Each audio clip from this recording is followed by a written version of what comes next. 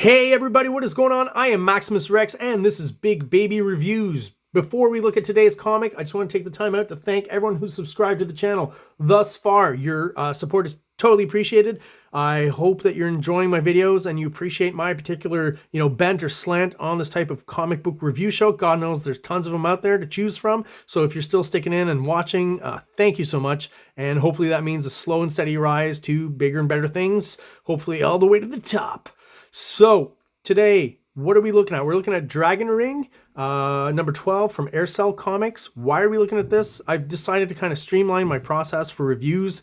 Took, a look at where I house my comics and my, my favorite comics. And basically it comes down to 7 or 8 artists, right? So real quick, Jack Kirby, Todd McFarlane, Greg Capullo, Rob Liefeld, Eric Larson, who are the other 3?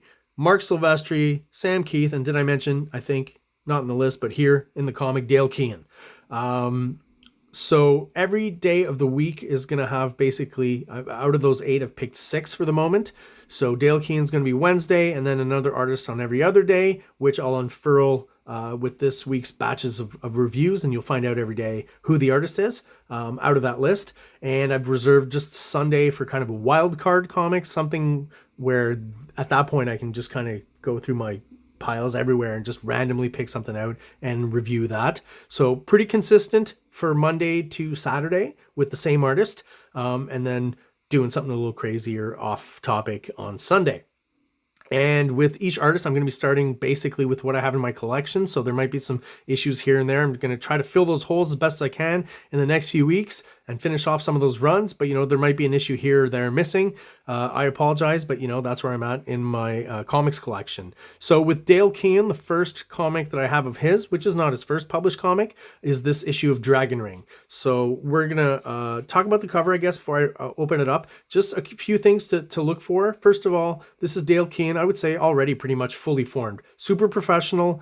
He's 25 years old when this comic comes out. So, at that age where he's at a level, I think, where definitely he's a pro, even though this is an independent comic that he's working on in Canada. Another thing you'll notice, and I'll point out as we go through the comic, I do think Dale Keown started out as kind of a John Byrne, somewhat of a John Byrne clone, and then his style evolved, became different, and then he kind of morphed into the Dale Keown that we all know. And then we can still see here, even in 1987, I feel like a lot of the stuff here with the veins and the musculature and the hatching and stuff that he would maybe exaggerate a little bit more, but use a lot near the end of his run on Incredible Hulk, and obviously for Image on Pitt.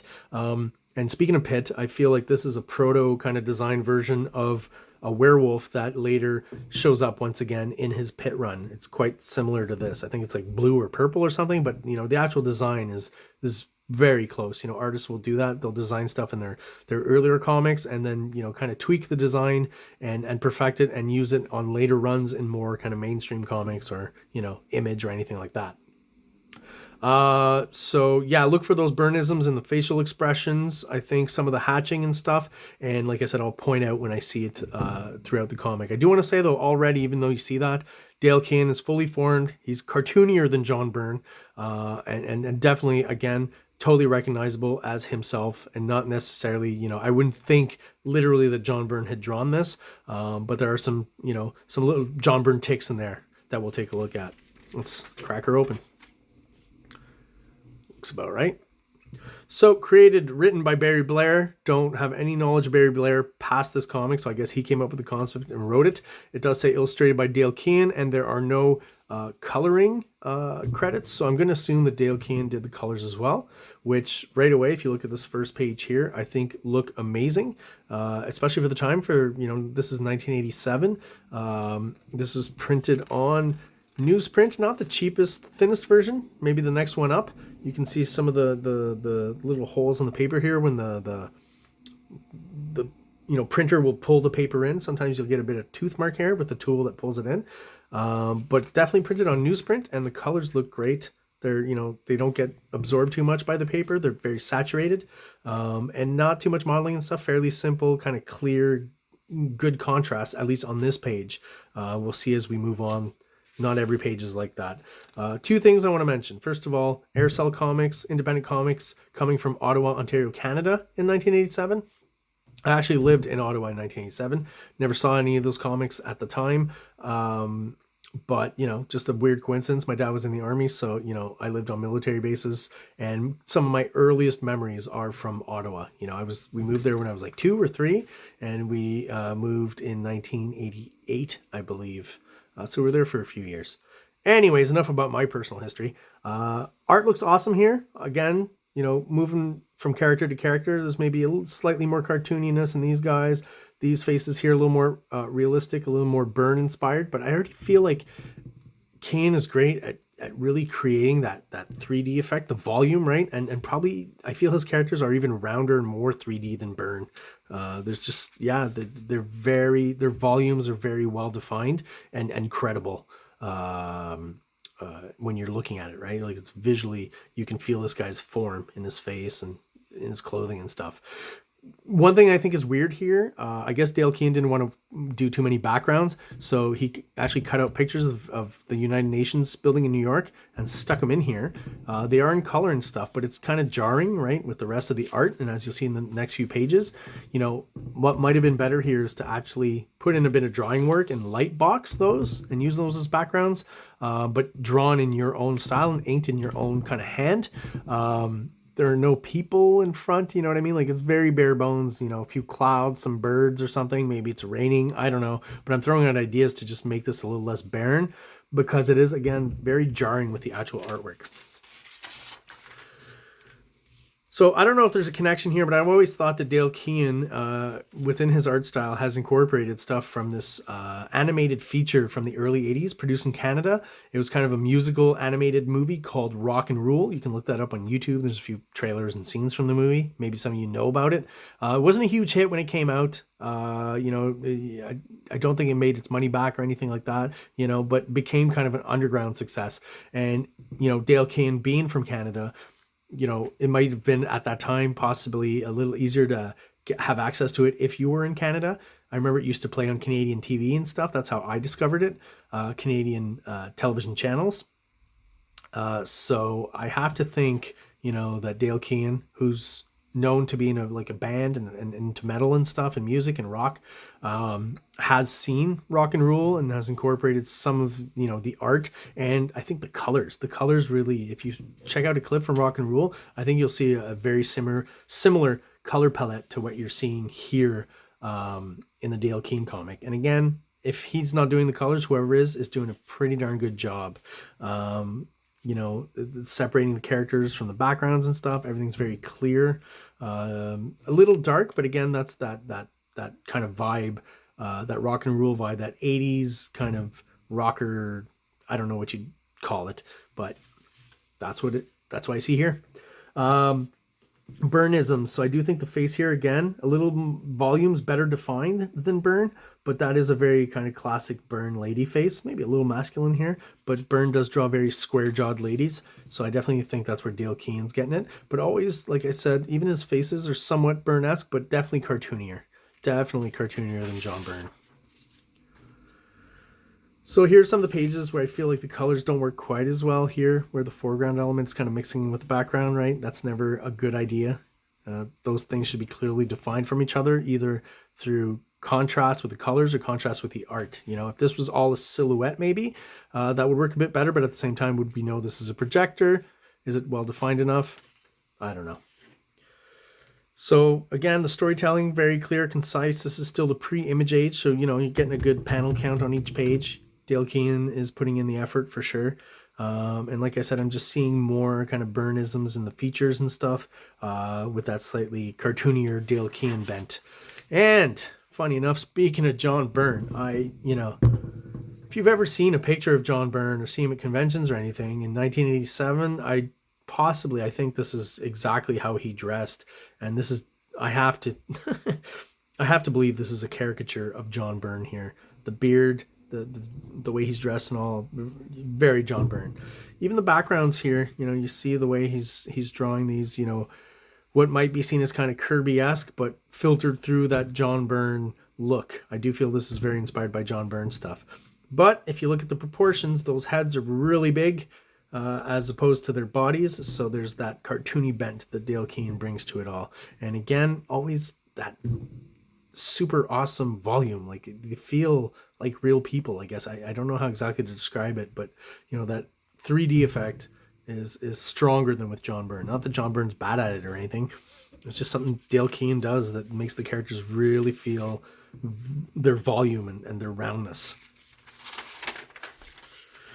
So this page here also kind of gives me a sense that maybe, just maybe, here in Canada, in Quebec especially, but you know, any province near Quebec kind of will get a bit of this too, is, you know, we got a lot of bande dessinée from Europe here in Quebec because of the French language. So, you know, things from Spain and other European countries also made their way here.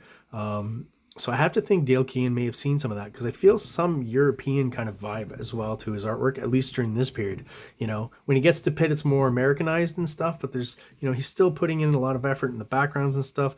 A lot of kind of European, Blade Runner-y, I guess, kind of influence here in the backgrounds, I would say. Both these figures, great, solid. You know, this guy here, to me, looks kind of like, I think his name is Ranksarok.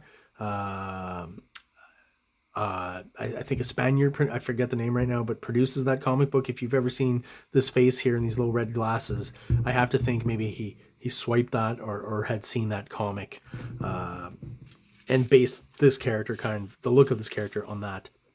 Some interesting things once again with the background here.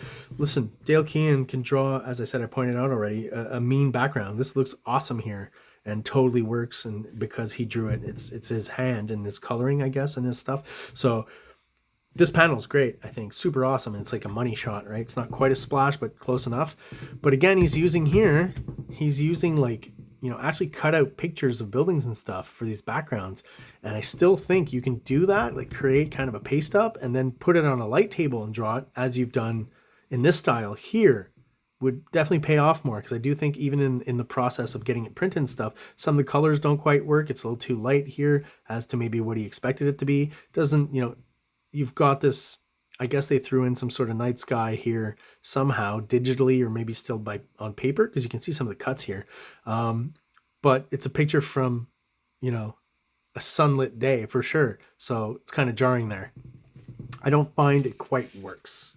There's a little more work involved in integrating it. Maybe you can use the starry sky that's digital or cut and paste stuff, but you would have to draw this stuff so it's more in line with what we're seeing here.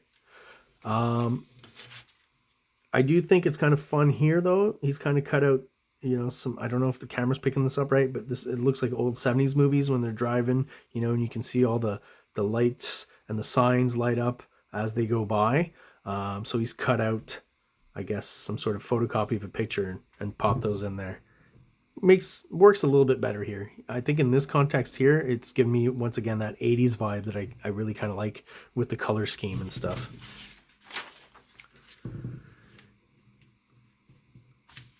I mean, is that not an awesome Jeep? That's drawn, you know. I think maybe light boxed, but, you know, if he's using light box here, why not on those other backgrounds, right? Very confused about that, but, you know, it's still some great artwork here. And here, for sure, the Jeep is well integrated with the characters, right? It doesn't jump out at you that this is necessarily light boxed. I do think it is. This maybe is a little bit or not.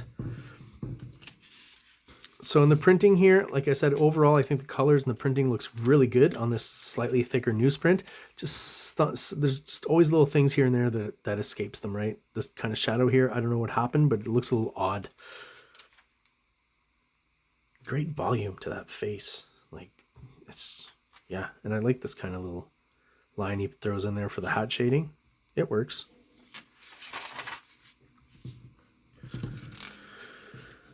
Vertical panel, which will become kind of at least a McFarlane staple. Really good too, with a nice big, you know, bird here in the foreground, right, to give us a sense of depth. So you've got foreground, middle ground, the Jeep and the characters. Background, you've got a few elements. You've got the buildings, you've got the mountains, and you got the sky. Creates a lot of depth in an image just by, you know, placing things in the right place.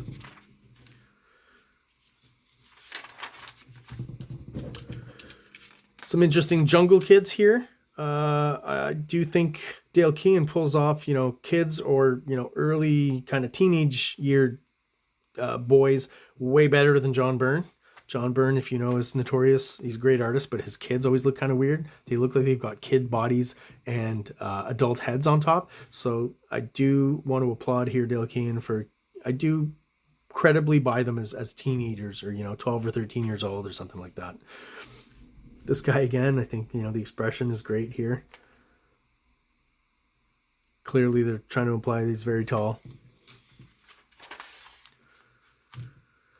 So we've got a fight sequence here, which I would hear almost subdued compared to what would come later when he's working on Pitt, right? Just something a little more head on, straight on, not too extreme, and just maybe more focused on the storytelling than making it super dynamic and image style at this point. Not yet, right? But again, it's clear. I do like the sequence. I like this shot here. I think is great. It's a great way of representing, simply someone's head being bashed into something. Sometimes I know there's, Eric Larson will draw the smush face on the wall, which I think is cool too. But as an artist, this is a very effective and quick way of giving that sense of the head being smashed. And he uses it again here. He's like, oh, worked here. Let me do it again here. Why not? He uses it here too. It's all over the place. I guess it's his go-to for that kind of effect. Impact. I love open panels. It's always when you can, do it, it always helps kind of just make a page more interesting somehow. I don't know why exactly, but maybe that negative space creates different planes, not just within an image, but maybe on the whole page, I guess. Creates more depth on the whole page, not just one image. Very dynamic here, for sure. That's a great shot. And that's a shot where you can go, oh, the anatomy is a little exaggerated, maybe a little weird, but it's cartoony. It's cartooning. And I think the goal in the storytelling of that impact 100% works here. It's a great image. Just find it weird that the sound effect is cuck. Not a popular term in 1987, I don't think, but, I think in 2024, everyone knows what cuck means. So, I don't think anyone today would use that as a sound effect. And here's where we get a little bit of a Pitt preview, with this character here showing up, this werewolf character. And as I said, if you know the werewolf character I'm talking about in Pitt, and, eventually I'll get to that issue and review it and probably talk about this again, maybe pull it out again to compare. But this is definitely close to the werewolf design we get in the Pitt series.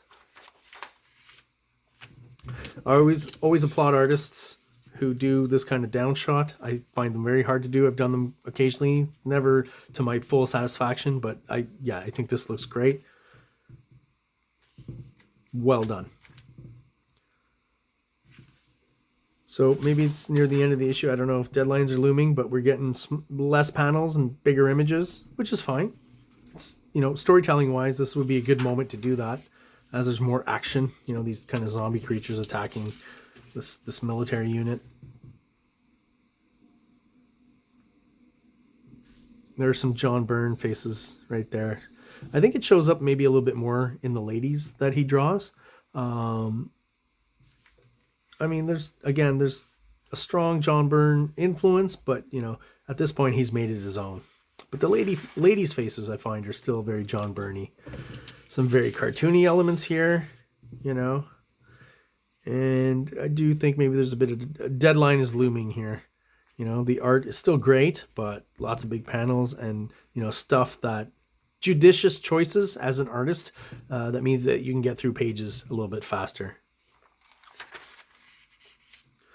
And again, I'll bring up the John Byrne just because I find this is kind of the most John Byrne-like image in here. John Byrne's, this almost feels like a swipe, though, maybe more of just inspiration, but I feel like I've seen this kind of stuff in John Byrne comics before, like 100%. The character kind of in the foreground, nearest to us, looking over at other characters, right? It's usually a guy with some henchmen or a few teammates or something. This here is the most John Byrne-esque to me, kind of figure and facial features and all that. And even the whole composition, this whole page feels very John Byrne to me. But again, clearly done in the Dale Keown style with his type of finishes, and you know, again, definitely for the 80s, a very cool colored page here. Elf Lord, Live the Adventure, monthly Aircel. Not sure, you know, I would have picked that up, but Dragon Ring, just for the artwork alone, I definitely think I would have picked that up back in the day. And you get some odd kind of ads that you've probably never seen before. Again, Canadian comic book publisher, Aircel. And there you have it. Dragon Ring, issue number 12. So thank you once again, guys, for tuning in, and I hope everyone out there has a great day. Like, subscribe, like, subscribe.